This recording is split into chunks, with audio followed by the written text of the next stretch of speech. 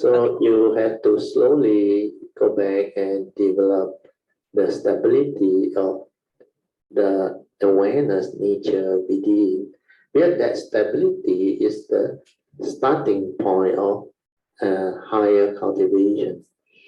Then when the stability arrives, it needs to go through a process of transformation, awakening, and stability of understanding before that yoniso manasikara or that wisdom stabilizes. Then it becomes a part of you. Then that one need to be connected. Then only the full understanding can arise. Otherwise, it's not easy to distinguish between the two. But the two are very close. One is the nature, one is the mundane mind. And most people are in the state of the conscious mind and the mundane mind. They are hardly with that nature. And that is how it becomes very difficult for cultivator to understand. So if you try to develop the understanding before the stability or wisdom arise or the awakening arise, then this thing will lead to what follows, means the thought will give rise to this type of so-called understanding, but it's not really the true understanding. Where the thought has that characteristic, or the way it gives rise to, we call it idea. Idea means not something that is the truth. It is just an idea, means you're not sure what that thing is. That's why Krishnamurti called it an idea. So an idea comes from the mundane mind, from the thought process. Whereas the wisdom that arises from that nature that has insight into phenomena is not an idea. It manifests the truth that it has realized. The truth that it has realized is beyond thought, beyond mind. That's why there is no confusion, and you will see very clearly, and you will know very clearly everything that arises. There are causes and conditions behind. It cannot be otherwise, unless you are with that nature. That nature is unconditioned. That's why you cannot talk about Nibbana is the unconditioned.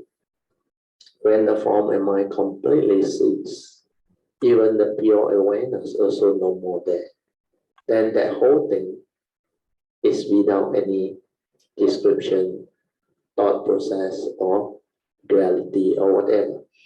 That's why in the Tao, Lao Tzu, the opening statement is also the same.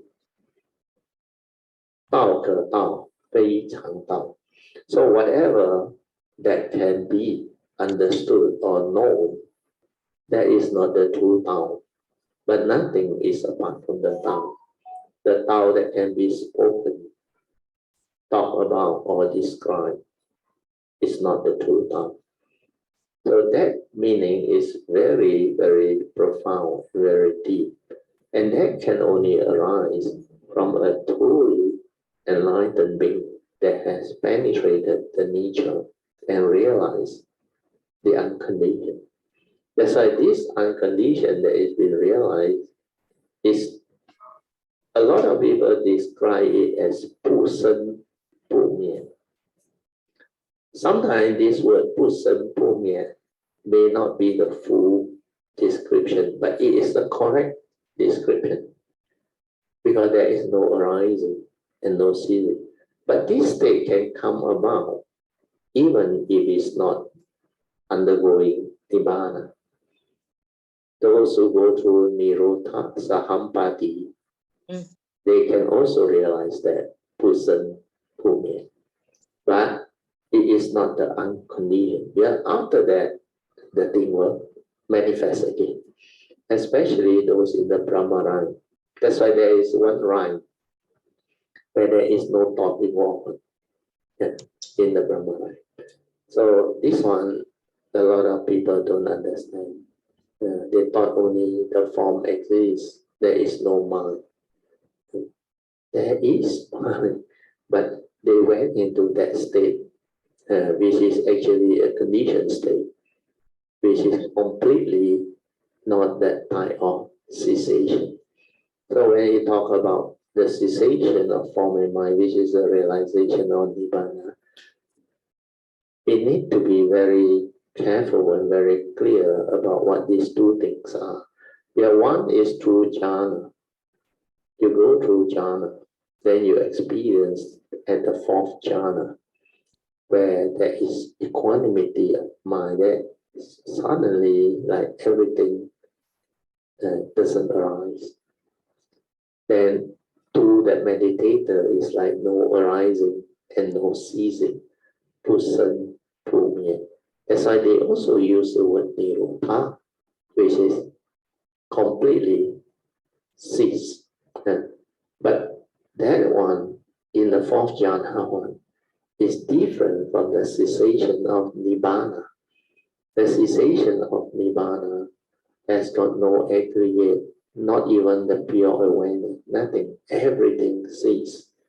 Then how it arises, how it actually manifests, nobody can know except the form and mind that went through that thing. Because you need causes and conditions for it to arise. Then when it arises, you got no say in when you can come out and all those things. It's that nature state. Then when they come out and manifest, the person who is fully aware that went through will see the process of creation, how the whole thing come out. How from that nature, that movement, that creation, is like the newly born form and mind arise. Then how you finally animate into a human being again. How the consciousness that manifests split into the three areas and animate the living being. For us, it's a human being. How one part of the consciousness goes to the heart, one goes to Dantian, and the other part goes to the brain. Then this whole thing animate that form and mind to make it alive. Then it become like a fine aggregate of form and mind alive again. Then from there, it manifests that so-called creation process. Then that form and mind, the two aspects, they start to manifest again. Then the whole of that karmic nature, spiritual nature, they are still there. That's how the thing become what we call life. That is living. So all this transformation, only, like the Buddha said, the wise one that go through all this will come to understand. That's why this Dhamma Ipacetang can be realized by the wise, each for themselves. Then no one else can go through that cessation of Nibbana, unless the being that has the wisdom, the understanding, the stability, and the condition for it to go through.